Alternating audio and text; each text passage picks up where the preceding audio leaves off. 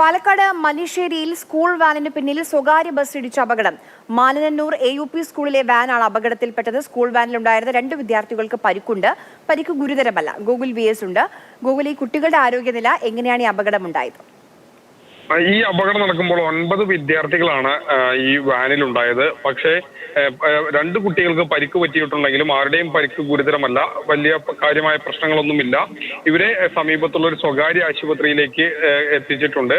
അവിടെ വെച്ച് പ്രാഥമിക ശുശ്രൂഷ നൽകി അല്പസമയത്തിനുള്ളിൽ ഇവരെ വിട്ടയക്കുമെന്നാണ് അറിയാൻ കഴിയുന്നത്. വാനിന്റെ പിൻവശം ഏകദേശം തകർന്ന നിലയിലാണ്. പിൻസീറ്റിലുണ്ടായിരുന്ന 2 കുട്ടികൾക്കാണ് ചെറിയ രീതിയിലുള്ള ഒരു പരിക്കുണ്ടായത്.